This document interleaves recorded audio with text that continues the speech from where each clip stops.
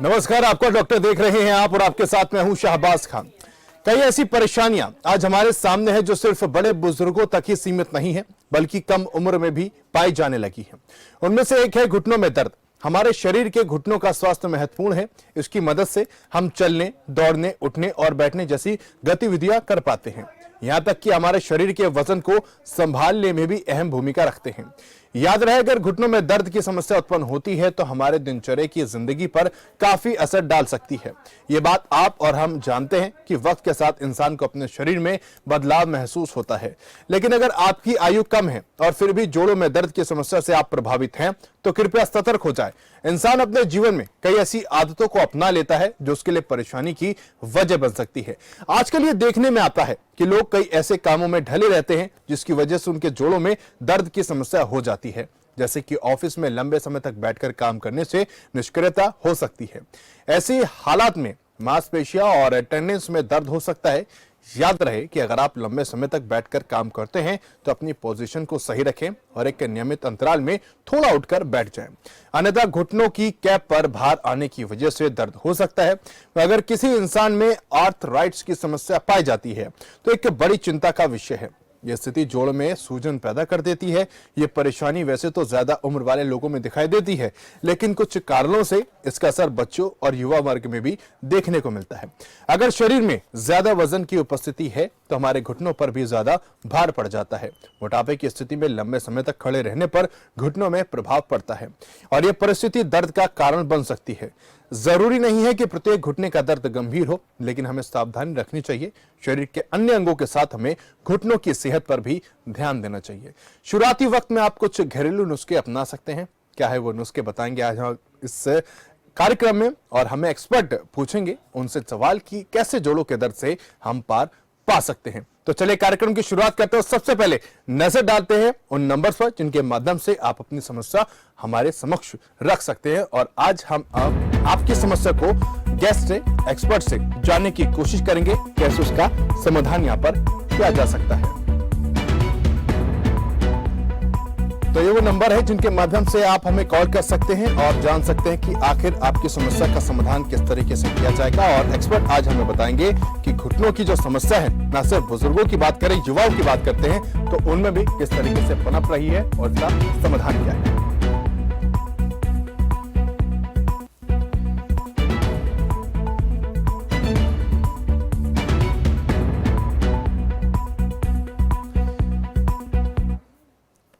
चलिए खास कार्यक्रम की शुरुआत करते हैं। मेहमान हमारे साथ जुड़ गए हैं, डॉक्टर नरेश चावला है, जाने माने डॉक्टर है, वाइस प्रेसिडेंट है डीएमसी के। सर बहुत स्वागत है आपका खबरफास्ट पे। डॉक्टर नरेश, आप और हम इस मुद्दे को लेकर, इस मसले को लेकर, इस बीमारी को लेकर अक्सर चर्चा करते रहे हैं। आपसे ही जानना चाहूंगा कि आखिर युवाओं की बात करते हैं, बुजुर्गों की बात करते हैं, बुजुर्गों में अक्सर हम देखते हैं ये समस्या पनपती है, लेकिन युवा भी इसके शिकार हो रहे हैं। क्या वजह आप मानते हैं? देखिए, इसमें शाहबाज खान आपकी चैनल ने ये टॉपिक उठाया है तो पिछले कई समय से हम देख रहे हैं कि जॉइंट प्रॉब्लम्स बढ़ती जा रही हैं। आपने कहा बुजुर्गों में, तो ये समझ लो कि आर्थराइटिस की कई किस्में होती हैं। एक जो सबसे कॉमन है जिसको कि हम एज रिलेटेड बोलते हैं कि वो होनी है, सबको होनी है, इनका उस 40, 45, 50 पे शुरू होती है, उसको इंग्लिश में बोलते हैं ऑस्टियोआर्थराइटिस। वो तो सबको ही होना है। एज वी ग्रो ओल्डर हमारे जो जॉइंट स्पेसेस है वो कम हो जाते हैं और हमें दर्द होना ही होना है। आपको कि बच्चों में और युवाओं में कौन सी आर्थराइटिस होती है, तो एक को हम बोलते हैं रूमेटिक आर्थराइटिस। वो एक डेफिनेट बीमारी है जो एक ऑटो इम्यून डिसीज है जिससे कि काफी तकलीफ होती है। जहां तक आपके बच्चों का कहा, बच्चों में बहुत ज्यादा तो नहीं, लेकिन उनमें भी एक आर्थराइटिस है, इसको बोलते हैं जुवेनाइल आर्थराइटिस। तो आने वाले जैसे से आपका ये प्रोग्राम आगे बढ़ेगा हम बताएंगे कि कैसे, क्यों होता है। लेकिन जो एक हमारा सबसे बड़ा दुश्मन है वो है हमारा वेट। जितने भी लोगों को आर्थराइटिस, चाहे वो जवान में हो रहा है चाहे किसी बूढ़े में हो रहा है, जो हमारा बढ़ता हुआ वेट है और जो हमारी जो लाइफस्टाइल है वो सुस्ताना हो गई है। पहले लोग खेतों में काम करते थे, वजन बढ़ता ही नहीं था। अब क्या हो गया है कि हम कुछ खिलते डुलते ही नहीं हैं। बच्चे अपने मोबाइल गेम्स पे और कंप्यूटर गेम्स पे लगे रहते हैं, जवान अपने सोशल मीडिया फेसबुक और व्हाट्सएप पे लगे रहते हैं, जो बूढ़े हैं वो घरों के अंदर कैद हो गए हैं। तो ये सब कुछ वजहें हैं जो हमारी लार्जली, जो मैं हमेशा कहता हूं, जो हम अपने रोलिफिकेशन से अविनाश की तरह आ गए हैं। छोटे घर हैं, छोटे मकान हैं, छोटी जगहों हैं, इधर उधर जाना है तो कार पे जाना पड़ता है, पैदल चलने का समय ही नहीं मिलता। तो संदेश एक ही है, जितना हम अपने आप को एक्टिव कर पाए फिजिकली, वो हमारे हक में जाएगा। जितना हम अपना वजन घटा पाए हमारे हक में जाएगा। जितनी हम मूवमेंट करेंगे, ये जरूरी नहीं कि आप एक पार्क में जाएं और जिम में जाएं और स्विमिंग करें। अगर आप अपना रोजमर्रा का काम भी खुद करेंगे, आजकल क्या हो गया है, टीवी के लिए रिमोट कंट्रोल चाहिए, घर में नौकर हैं वो खाना ले आते हैं, खुद उठने का टाइम नहीं मिलता। तो समवेयर डाउन द लाइन हमें अपने लाइफस्टाइल को बदलना पड़ेगा। ठीक है, लाइफस्टाइल को बदलना पड़ेगा, लेकिन यह भी समझना जरूरी है कि हमें कब समझना चाहिए कि हमें जोड़ों की समस्या यहां पर हो सकती है और अब हमें इसे चिंता करने की जरूरत है। देखिए, जैसे कि मैंने आपको 3 किस्म बताए हैं। जो रूमेटिक आर्थराइटिस है वो तो एक 18 साल के लड़के या लड़की को भी हो सकता है, 25 साल के लड़के को हो सकता है। उसमें क्या होगा कि पेशेंट कहेगा, डॉक्टर साहब मेरे जॉइंट्स ना सूजन आ जाती है और दर्द होना शुरू होता है। जॉइंट्स मोस्टली स्मॉल जॉइंट्स का मतलब हाथों की उंगलियां, पैरों की उंगलियां, धीरे धीरे ये टखने पे आएगी, गोडे पे आएगी, हमारी एल्बो पे आएगी। तो कहने का मतलब, अगर आपको बहुत ही तेज दर्द और प्लस थोड़ा सा इन जॉइंट्स में सूजन नजर आती है, तो आप एकदम अपने डॉक्टर के पास जाइएगा, अपने फिजिशियन के पास या अपने ऑर्थोपेडिक सर्जन के पास। वो एक टेस्ट करवाएगा जिसको कि हम रूमेटिक आर्थराइटिस फैक्टर बोलते हैं। अगर आपको वो पॉजिटिव निकल आता है, कुछ मुद्दों में देखा जाता है कि वो पॉजिटिव ना भी हो तो भी इसको हम कहते हैं सीरो नेगेटिव रूमेटिक आर्थराइटिस। तो आप एक अलग केस बन गए हैं। उसकी विशेष ही दवाइयां हैं, खाली दर्दों की दवाइयां नहीं दी जाती, इसको इंग्लिश में हम कहते हैं डिसीज मॉडिफाइंग ड्रग्स, वो देनी पड़ती हैं। तो वो थोड़ा सा लंबा ट्रीटमेंट भी है, लेकिन उसमें भी हम कहते हैं खाली दवाओं पे आप अपने इलाज को सीमित मत रखिए। आप शरीर के हर अंग को एक्सरसाइज कीजिएगा, हर अंग को, उंगलियों को अलग, रिस्ट को अलग, एल्बो को अलग। ये एक्सरसाइज करना मेरे हिसाब से दवाओं से कहीं ज्यादा जरूरी है। लेकिन you have to be in touch with your physician और रूमेटोलॉजिस्ट कि आप डिसीज को कंट्रोल में रखिए। अगर आप कंट्रोल में नहीं रखते तो आप क्रिपल बन सकते हैं। क्रिपल का मतलब आपके हाथ पैर उल्टे सीधे हो सकते हैं। इनसे बचने के लिए बहुत जरूरी है। जो दूसरी आपने जो मैंने कही ओस्टियोआर्थराइटिस है, जो कि ओल्ड एज में स्टार्ट होती है, वो बड़े जॉइंट्स को इन्वॉल्व करती है। पेशेंट कहेगा, डॉक्टर साहब मेरे घुटनों से मुझे चला ही नहीं जाता, आप कहते हैं मैं चलूं। तो ये ओस्टियोआर्थराइटिस है, जिसके लिए भी कुछ दवाएं दी जाती हैं, कुछ साथ में हमें ऐसी एक्सरसाइज बताई जाती हैं और कुछ हमें सपोर्टिव दवाइयां दी जाती हैं, जिसमें कि जो हमारा कार्टिलेज यानी कि आपके हड्डियों के बीच में जो कार्टिलेज कम हो जाता है, वो दवाएं दी जाती हैं। तो उससे काफी फायदा हो सकता है। आप ये भी मत भूलिएगा, आज की तारीख में हिंदुस्तान में जो हमारे नी है उसके रिप्लेसमेंट बहुत हो रहे हैं। ये सब वो मरीज होते हैं जो 15-20 साल अपनी तकलीफ को निगलेक्ट करते जाते हैं और वो बिल्कुल क्रिपल होकर बैठ ही जाते हैं, चलना ही पॉसिबल नहीं है।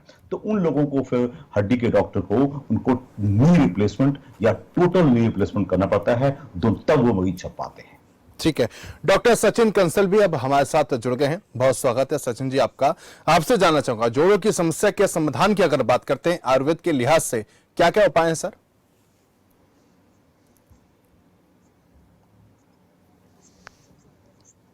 सर आपकी आवाज मुझ तक नहीं आ पा रही है, आप मुझे सुन पा रहे हैं? ठीक है, ठीक है डॉक्टर सचिन, मैं आपके पास आऊंगा। डॉक्टर नरेश, आपका रुख मैं वापस करना चाहूंगा। आपसे जानना चाहूंगा कि किस विटामिन की कमी से, विटामिन की कमी से जोड़ों में दर्द हो सकता है, और अक्सर कहते हैं कि भाई हमें डाइट अपनी अच्छी रखनी चाहिए। देखिए, मैं हमेशा जब भी आपके चैनल पे आया हूं, मैंने एक बात को हमेशा एम्फेसाइज किया है, जिसको कि हम बैलेंस्ड फूड कहते हैं। हमारा देश कहने को तो एक गर्म देश है जहां सारा साल ही धूप बहुत पड़ती है, लेकिन आज भी अगर हमारे पूरे हिंदुस्तान के लोगों के अगर विटामिन डी टेस्ट किए जाएं, इवन हमें मालूम है कि आज से 15-20 साल पहले अपोलो हॉस्पिटल दिल्ली के लोगों डॉक्टर्स के टेस्ट किए गए थे, तो ऑलमोस्ट 70-80% लोग विटामिन डी डेफिशिएंट पाए गए थे। तो हड्डियों के मकसद से जो विटामिन सबसे ज्यादा जरूरी है वो विटामिन डी है। और क्यों, हम कहने को तो धूप वाला देश है, लेकिन हम धूप में बैठता कौन है, किसके पास टाइम है? सब लोग कमरे के अंदर, इसी के अंदर बैठना पसंद करते हैं। तो मैं इन लोगों को कहूंगा, अगर आप समय निकाल पाए तो धूप का सेवन जरूर करें। अगर आप धूप का सेवन नहीं कर पाते आते हैं तो अपना विटामिन डी टेस्ट कराइएगा और उसके सप्लीमेंट चाहे इंजेक्शन फॉर्म में, चाहे गोली की फॉर्म में या सैशे की फॉर्म में ले सकते हैं। ये बहुत जरूरी है। और विटामिन डी के साथ साथ महिलाओं में हमने देखा है अक्सर कैल्शियम भी बहुत कम पाया जाता है जी। साथ में फोलिक एसिड, विटामिन B12 ये काफी कम पाए जाते हैं। और औरतों में तो इवन आयरन या खून काफी हीमोग्लोबिन कम पाया जाता है।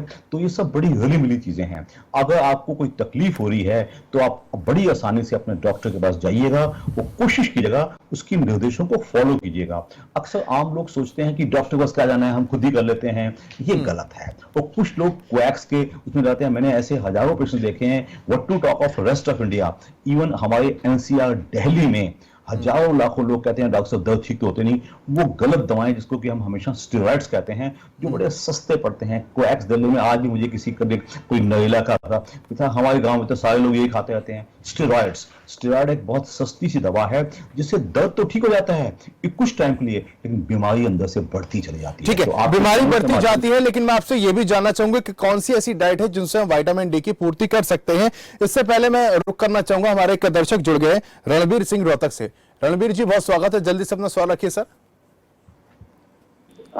डॉक्टर चावला साहब को भी नमस्कार करता हूं और डॉक्टर चावला साहब से मैं पूछना चाहता हूं कि किसी भी प्राइवेट हॉस्पिटल में जाते हैं, हम तो जाते ही बोल देते हैं कि घुटने चेंज होंगी, हड्डियां बिल्कुल घस गई। और जैसे PGI में वहां जाते हैं तो वो दवाई देखते हैं, MRI की रिपोर्ट भी देखते हैं।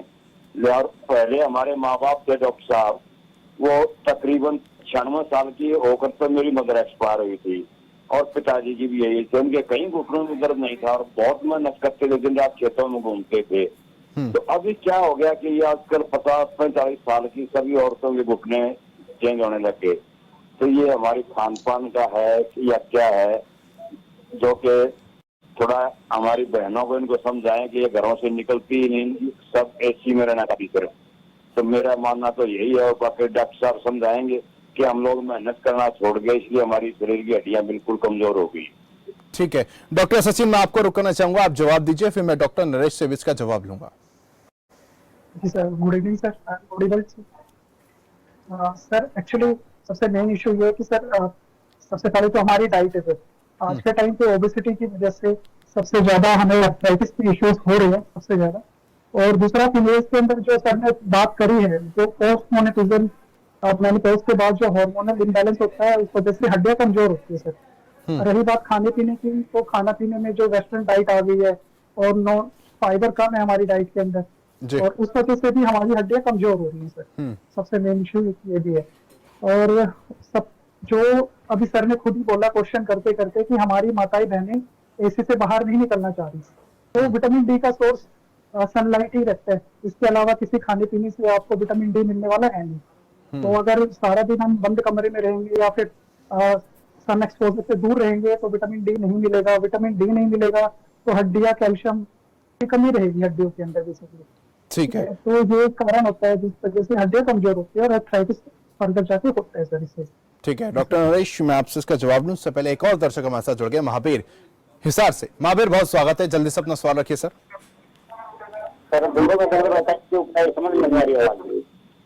महावीर जी अपना सवाल एक बार फिर से दोहराइए। मेरे पाँव में दर्द रहता है, गोड़ में। क्या उम्र क्या आपकी? मेरी 52 साल है जी, 52। ठीक है, ठीक है। आपका सवाल किन डॉक्टर से? डॉक्टर नरेश से है, डॉक्टर सचिन से है? हाँ जी सर। आपका सवाल किन डॉक्टर से? डॉक्टर नरेश से, डॉक्टर सचिन से?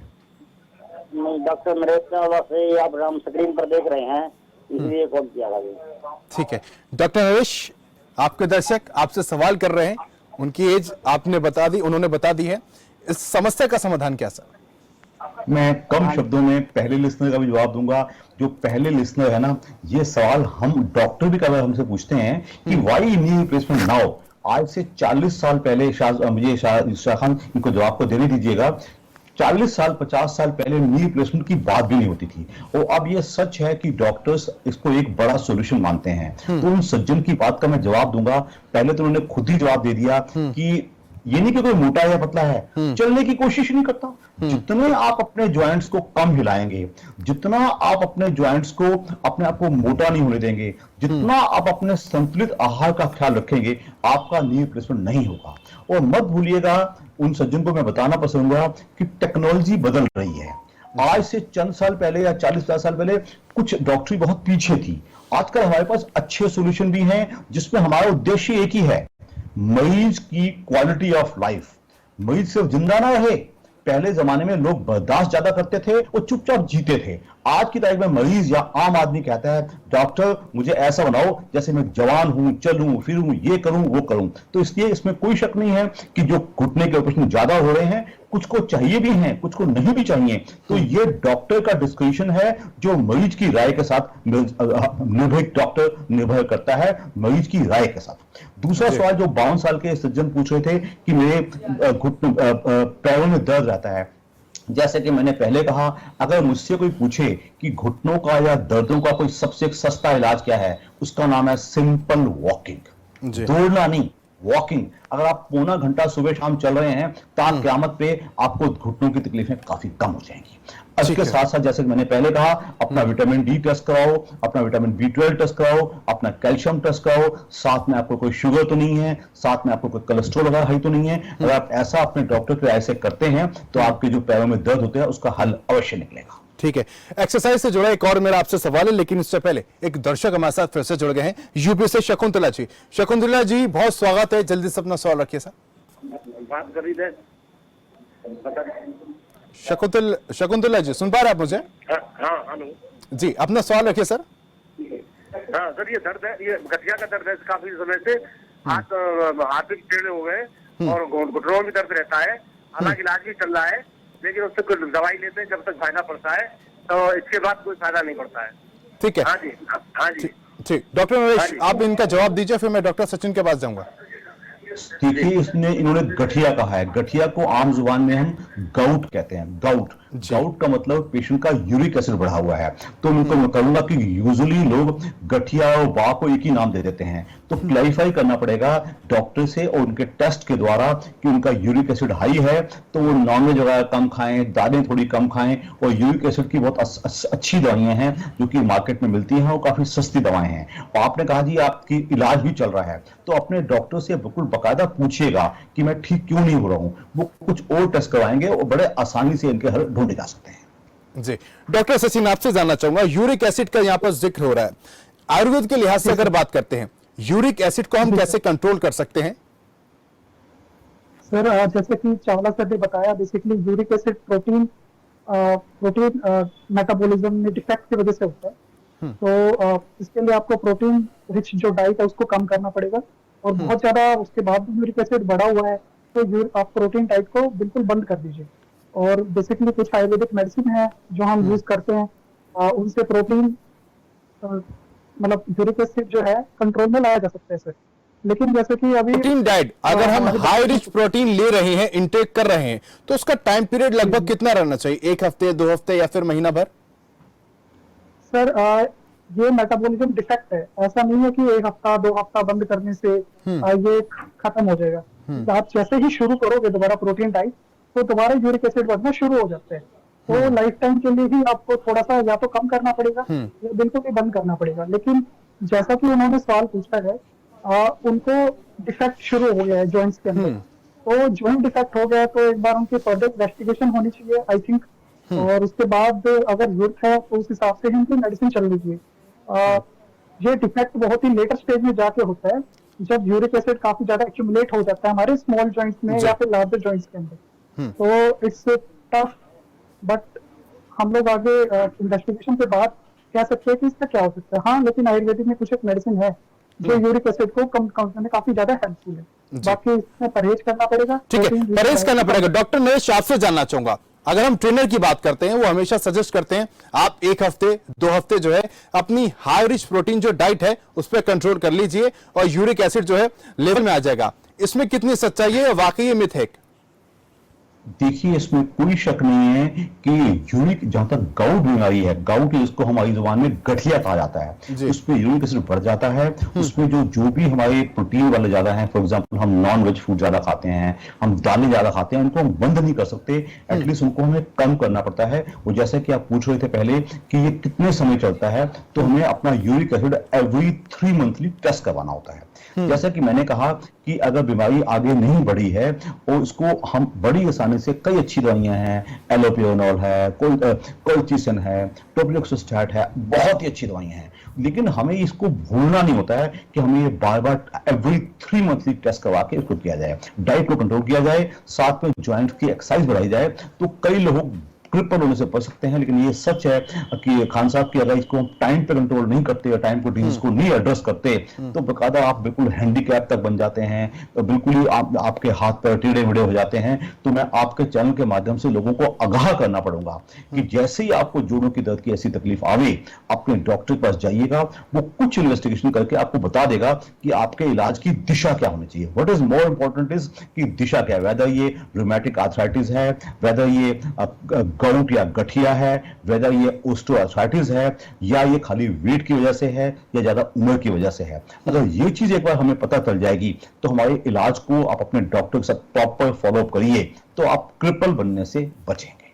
ठीक है डॉक्टर नरेश, सवाल ये भी है कि अगर हम जोड़ों के दर्द से ग्रसित हैं तो हमें कौन सी एक्सरसाइज अपनानी चाहिए? अब एक्सरसाइज पे हम आते हैं, योगा उसमें आ जाती है, कार्डियो उसमें आ जाता है, मसल एक्सरसाइज उसमें आ जाती है, और लोग ज्यादातर अब ट्रेडमिल का भी इस्तेमाल करते हैं, तो कौन सी सहायक है और ट्रेडमिल का इस्तेमाल क्या सही है? बहुत अच्छा सवाल है आपका। मैंने आपको पहले भी कहा है, अगर मुझे कहा जाए कि डॉक्टर साहब एक सुझाव दे दो, तो सबसे अच्छा सुझाव है आप सिंपल वॉकिंग करिएगा। लोग आजकल जिम भी ज्वाइन कर रहे हैं, लोग आजकल अपने बिल्कुल कहा ट्रेडमिल पे एक्सरसाइज भी करते हैं, लोगों का संभावना, लोग होम बाउंड हो गए हैं, लोग पार्क्स में, डिस्ट्रिक्ट पार्क्स में ओपन में आते ही नहीं है। तो इसके लिए मैं सुझाव दूंगा कि चाहे आप योगा कीजिएगा, आपके घर में कम व्यवस्था है तो आप घर में खड़े होकर अपनी छत पे सिंपल पीटी कर रहे हैं, वो भी अच्छा है। लेकिन अगर आप रूमेटिक आर्थराइटिस के पेशेंट हैं या आप गाउट के पेशेंट हैं तो आप याद रखिएगा, आपका हर ज्वाइंट इस बीमारी में निवार सकता है, तो हमें हर ज्वाइंट की एक्सरसाइज अलग करनी है। मुझे हाथ की एक्सरसाइज करनी है तो मैं ऐसे करूंगा, मुझे रिस्ट की एक्सरसाइज करनी है तो मैं ऐसे करूंगा। तो ये चीज बात समझने की है। इसके लिए चाहे फिजियोथेरेपिस्ट करवाए, चाहे ऑर्थोपेडिक सर्जन करवाए, चाहे आपको फिजिशियन करवाए, लेकिन आप इसको याद रखिएगा कि ये आपका एक दिन भर का, डेली का, एक कम से कम पौने 1 घंटे का एजेंडा होना चाहिए कि मुझे सब काम छोड़ के ये करना है। होता है कि रोजमर्रा की व्यस्त जिंदगी में लोग ये भूल ही जाते हैं कि हमें इन पे भी ध्यान देना जरूरी है। अगर हम ये करें, प्लस अपने विटामिन डी का ख्याल रखें, विटामिन B12 का ख्याल रखें, अपने कैल्शियम का ख्याल रखें, अपने आयरन का ख्याल रखें, और मोस्ट इंपॉर्टेंट मोटापा वाली चीजें जैसे कि तला ज्यादा खाना, मीठा ज्यादा खाना, इनको हम एड्रेस करें। साथ में जो हमारी कंकमिटेंट दूसरी बीमारियां, शरीर दूसरा भी है, उसमें दिल भी है, शुगर भी हो सकता है, और बीमारियां भी हैं जिनको कि हम कोमोर्बिडिटीज कहते हैं, उनका ख्याल रखा जाए तो मैं शायद समझता हूं कि इंसान एक अच्छी और एक बहुत ही कहते हैं कि अच्छी जिंदगी, ना केवल जिंदगी लंबी होनी चाहिए, जिंदगी खुशगवार भी होनी चाहिए, जिसमें हम क्वालिटी ऑफ लाइफ अच्छा रहे, यानी कि हम रो धो के जिंदगी काट रहे हैं। ठीक है, इस बीच एक दर्शक हमारे साथ जुड़ गए नीरज जगाधरी से। नीरज, बहुत स्वागत है, जल्दी से अपना सवाल रखिए और किन डॉक्टर से सबसे पहले सर मैं आपको नमस्कार करता हूं। मेरे आपके चैनल के माध्यम से मैं पूछना चाहता हूं सर डॉक्टर साहब से कि मेरा लड़का 9 साल का है, उसको एनर्जी की दिक्कत है कि दूसरे चौथे दिन उसको छींके लग जाती है और उसको नाक, सांस लेने में दिक्कत होती है, नाक से नाक भारी पन आ जाता है उसमें। लेकिन सर मैं अंग्रेजी दवाइयां खिला के तंग हो चुका हूँ और मेरा बच्चा भी परेशान हो चुका है, अब मैं क्या करूं? और दूसरी बात यह है कि आपका चैनल मेरी ठीक है नीरज जी, आपकी आवाज कट गई, लेकिन डॉक्टर नरेश मैं चाहूंगा कि आप इनका जवाब दीजिए। देखिए, आप बड़े दुखी हो कि दवाइयां खिलाते हैं, लेकिन मुझे पता है कि 9 साल का बच्चा है, अब वो कहाँ की स्कूलिंग करता है, कहाँ कितनी चीजें बाहर की खाता है, टॉफी चॉकलेट खाता रहता है, आइसक्रीम खाता रहता है, बाहर का जंक फूड खाता रहता है। और प्लस अब अपने फैमिली डॉक्टर के पास जाइएगा, उसके कुछ एसेंशियल टेस्ट होते हैं जिसमें कंप्लीट ब्लड काउंट्स आते हैं, IG आता है, उसको साइनोसाइटिस भी हम तो नहीं है, उसको टॉन्सिलाइटिस भी हम तो नहीं है। ये अगर उसका अच्छा चेकअप हो जाएगा तो मैं समझता हूँ कि ऐसे आपके बच्चे को कष्ट पाने की जरूरत नहीं है। और कई लोगों को नेसल एलर्जीज होती हैं उसके लिए बहुत ही सस्ती और हल्की दवाइयां आती हैं, बहुत एक्सपेंसिव दवाइयां। होता क्या है कि अगर इंसान क्वैक्स के उनके पास चला जाता है और गलत दवाएं मिलती जाती हैं, ऐसा ना हो तो गो टू योर फिजिशियन और टू योर ईएनटी स्पेशलिस्ट जाइएगा और प्रॉपर फॉलोअप कीजिएगा, जो एडवाइस दे। आपका बच्चा एक्सरसाइज नहीं करता, बच्चे को कहो सिर्फ डिस्ट्रिक्ट पार्क में जाके 1 घंटा दौड़ लगाए, मैं क्या समझता हूं वो कम दवाइयों से भी आसानी से ठीक हो पाएगा। ठीक है, जगदीश इस बीच हमारे साथ जुड़ गए हिसार से। जगदीश जी बहुत स्वागत है, जल्दी से अपना सवाल रखिए सर।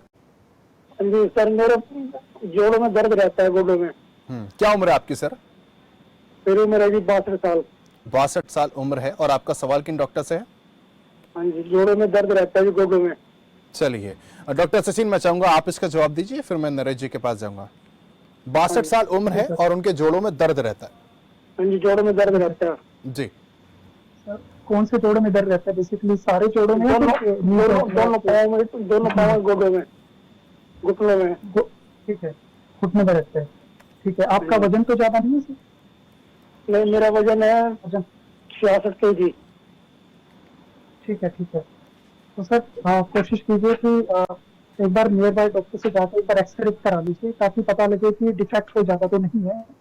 और दूसरा, जैसे कि सर ने बताया कि थोड़ा बहुत घूमना फिरना चालू कीजिए नॉर्मल तरीके से, विटामिन डी का लेवल ठीक रखिए, विटामिन B12 का लेवल ठीक रखिए, और खाने पीने में बासी और ठंडा खाना मत खाइए, हो सके तो गर्म खाना खाइए, क्योंकि हम लोग आयुर्वेद में इसको वात के प्रकोप से लेकर चलते हैं, और वात के शमन के साथ आपके घुटनों का दर्द में भी आराम पड़ेगा आपको।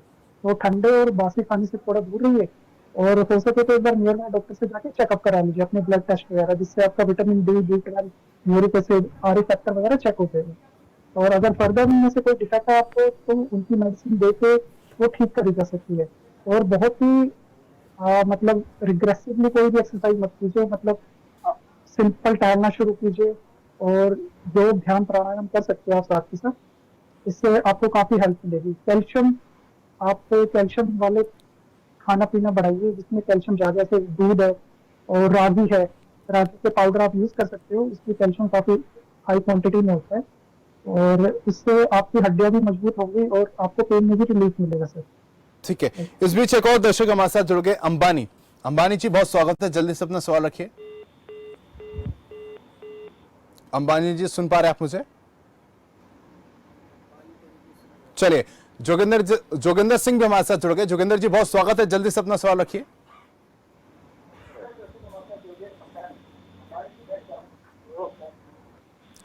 जोगिंदर जी अपना सवाल दोबारा दोहराइए। चलिए, तकनीकी खामी की वजह से संपर्क इनसे नहीं हो पा रहा है, एक बार फिर से संपर्क हम साधने की कोशिश करेंगे। डॉक्टर नरेश, आपसे जानना चाहूंगा कि मोटापे के शिकार लोगों के लिए हड्डियों को मजबूत करना कितना अहम है? बहुत ही अच्छा सवाल है। मत भूलिए, इंडिया एक कहने को गरीब देश है, लेकिन हमारी 35 से 40 करोड़ मिडिल क्लास है, उसमें ओबेसिटी इतनी बढ़ गई है, बचपन से लेके जवानी से लेकर तक ओबेसिटी यानी कि मोटापा खत्म ही नहीं होता है। आपने सवाल पूछा कि इन लोगों की हड्डियां कैसे मजबूत की जाएं, तो सबसे पहला सुझाव है अपना डाइट कंट्रोल कीजिएगा। अपना डाइट जितना भी आप खाते हैं, जंक फूड खाते हैं, जंक फूड को बंद कीजिएगा। Try to come to simple dal roti सब्जी।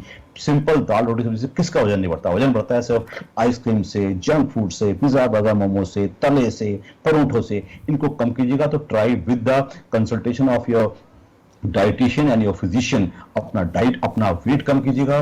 दूसरा, आज की तारीख में जो चलन चल गया है ना, खुद कुछ करना ही नहीं है। जब से ये स्कूटी आई है ना, कार तो खराब थी से थी, स्कूटी आने से क्या होता है, छोटे छोटे डिस्टेंस भी छोटे बच्चा 10 साल से बच्चे से लेके 50-60 साल तक आदमी सोचता है मैं इससे कवर कर लूं, इससे वो मूवमेंट तो करता ही नहीं, वेट कहां से कम होगा? तो सिंपल सुझाव, ट्राई टू वॉक।